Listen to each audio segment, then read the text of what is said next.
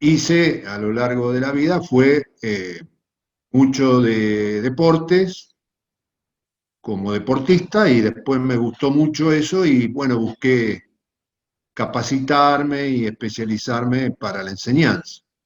Claro. Entonces hice ya aproximadamente, tendría unos 30 años, hice la carrera de instructor y de entrenador de natación, que después la utilicé, me sirvió de mucho para mi trabajo, para moverme dentro del deporte. Año 1976, estaba por cumplir 25 años.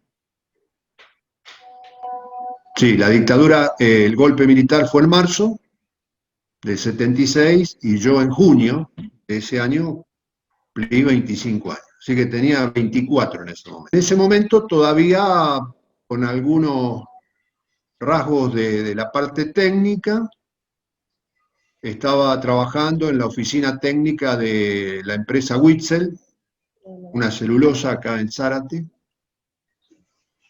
Y bueno, ahí nos tomó esa situación. Y bueno, para mí ese año fue un año de cambio porque ya para mediados o fines del año 76 ingresé a la parte laboral que también me gustaba, que era la venta, la comercialización. Ya me alejé. Ese año fue el quiebre para alejarme de la parte técnica y volcarme a la parte más comercial y bueno, y más deportiva. Yo te quería preguntar cómo era el ambiente deportivo en Zárate antes de lo que es la dictadura. Antes de la dictadura, antes del año 76. Bueno, Zárate siempre fue una ciudad con mucho deporte. Siempre hubo deporte que se destacó. Había boxeo, atletismo, eh, bueno, fútbol, por supuesto, básquetbol, tenis, pero había una particularidad. Todos esos deportes se hacían con un esfuerzo o personal o de determinados clubes. Había clubes de fútbol, clubes de básquetbol, clubes de remo, como puede ser el Club Náutico, donde yo más participo, con esfuerzos muy individuales y bueno, y costaba mucho, mucho más que ahora hacer deporte. A partir de, digamos, de la década del 80, los clubes empezaron a hacer más desarrollo de los deportes, vino a Zárate el Instituto de Educación Física, que antes un chico quería estudiar educación física y tenía que ir o Buenos Aires o La Plata, creo que lo más cerca era San Fernando. Bueno, eso permitió al cabo del tiempo que muchos chicos se hagan profesionales de la educación física y eso dio lugar a un gran desarrollo eh, a las actividades deportivas. Pero reitero que anterior al golpe militar había buena actividad deportiva en Zárate. Hemos tenido logros muy importantes en básquetbol en la década del 50, en fútbol, en remo, pero te reitero, no con esa generosidad, con esa eh, grandeza que se pudo hacer después con el apoyo de los clubes, con el apoyo del municipio, con el aporte de los profesores de educación física. Se enriqueció, a partir de la década del 80, se enriqueció muchísimo el ambiente deportivo en Zárate.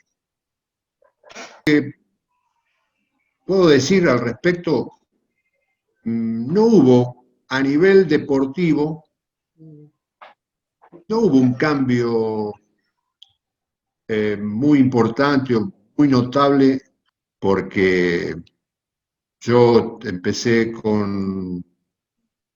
digamos, a tomar conciencia de la sociedad, como ciudadano, ya digamos en la adolescencia, y cuando recuerdo, digo yo, crecí en dictadura, porque eran más las dictaduras que las democracias. Pero yendo puntualmente al año 76, la democracia que precedió la dictadura, que fue el gobierno de Juan Domingo Perón e Isabel Perón, del 73 al 76, bueno, no hubo un cambio de democracia a dictadura a nivel deportivo en los clubes.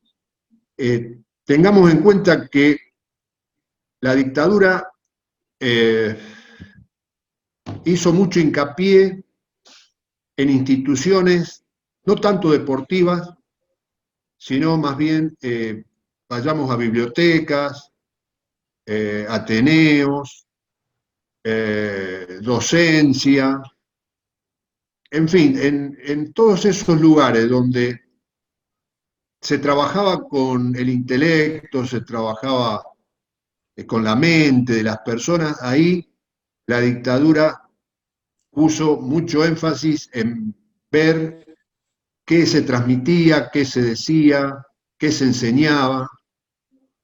Como el deporte, bueno, no es que el deportista no piense, el deportista piensa y piensa mucho, pero como la docencia deportiva iba más a la enseñanza de una parte técnica, de una parte formativa en cuanto a disciplina, en cuanto a conducta, alimentación, buenos hábitos de descanso. Eh, bueno, creo que, digo, no hemos dejado de ser observados, no hemos dejado de estar controlados, de eso no me cabe ninguna duda, porque la dictadura en todos lados estaba presente a través de sus agentes y de gente que uno ni imaginaba que podía estar cumpliendo ese rol de observador, y bueno, lo hacían, pero reitero, a nivel deportivo no fue algo tan notable, digamos, cantidad, como lamentablemente sucedió en otros ámbitos de nuestra sociedad, que fueron muy perseguidos y, bueno, muy castigados. Doctor Juan Carlos Degui, abogado, eh, bueno, un hombre muy comprometido con las instituciones, eh,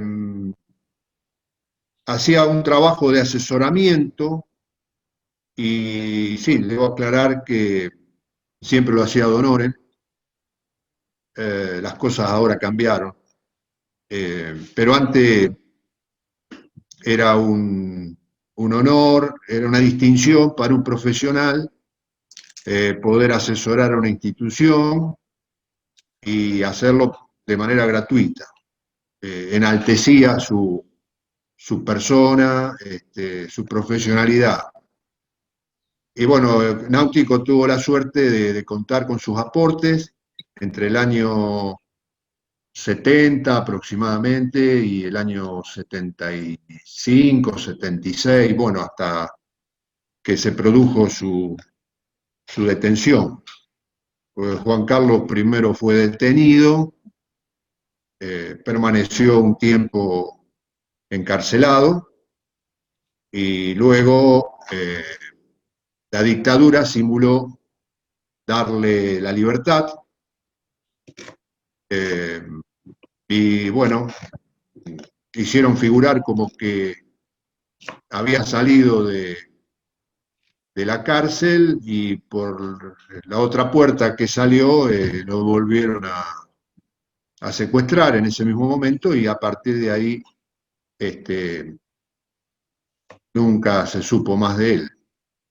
Pero bueno, con el club estuvo vinculado aproximadamente hasta el año 76 y dejó mucha mucha enseñanza, muchas cosas que hoy todavía, hoy en día, siguen dando sus frutos, se siguen utilizando, y bueno, la institución y sus asociados deben estar permanentemente agradecidos al doctor Juan Carlos Dey.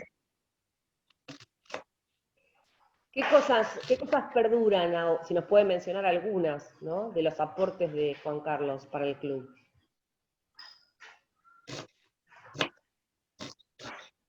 Bueno, hay algo que para la institución fue fundamental. Tal vez hay que estar adentro de un club y sobre todo de una administración de un club para apreciar el aporte que les voy a mencionar. El estatuto del club, que data del año 56-57, indica que cada vez que el club debe aumentar su cuota social para hacerle frente a los gastos, a los aumentos, tiene que llamar a una asamblea de socios. Bueno, así lo venía haciendo hasta que llegó el año 70, 72 y las inflaciones, los aumentos tremendos que había en los precios, en los costos de las cosas. Recuerdo el famoso Rodrigazo, aquel golpe económico, golpe de mercado, que ocurrió en el año 74, 75. Un viernes nos fuimos, se cerraron los bancos y cerraron las partes financieras para hablar de hoy, un dólar a... Te quería preguntar también si te pasó que tuviste que ver alguna situación como media rara en lo que es la dictadura, o que viste que alguien se llevaba, o que lo golpeaban, algo así, ¿viste una vez o no?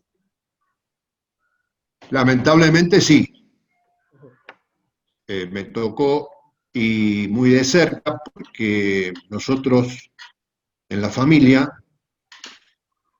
sufrimos la detención y desaparición del hermano de mi esposa, ya de mi cuñado.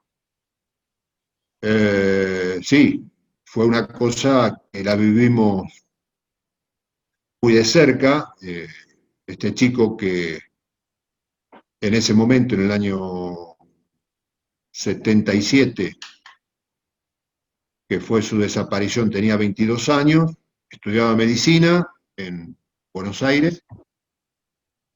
Bueno, simpatizaba con las ideas socialistas y bueno, formaba parte de un grupo que de a poco fue corriendo la misma desgracia. Fueron, no sé si alguno de ellos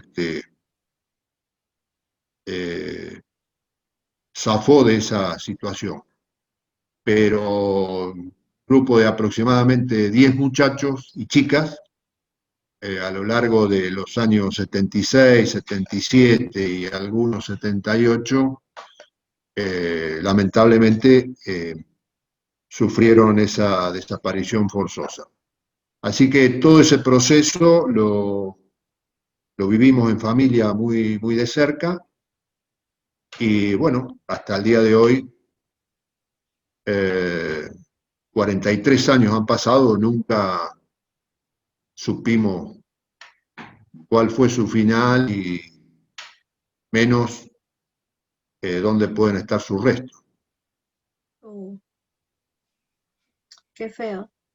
¿Y tu familia, o sea, tus papás en ese momento, cómo la estaban pasando? ¿Tenían miedo? ¿Se escondían en su casa? ¿O cómo era? En general, todos teníamos temor porque bueno, no había seguridad para nadie, eh, porque se sabía que allanaban, que entraban en domicilios, que detenían personas, pero no sé, algunos decían, y bueno, no tienen por qué llevarme a mí si yo no hice nada, o no tienen por qué venir a mi casa si yo no hice nada, pero a lo largo de los días todos se iban dando cuenta que gente que supuestamente había dicho que no estaba en nada, que no tenía ningún compromiso de ningún tipo, y que efectivamente era así, también iban, los allanaban, ingresaban de madrugada, o sea que se vivía un clima de mucha inseguridad.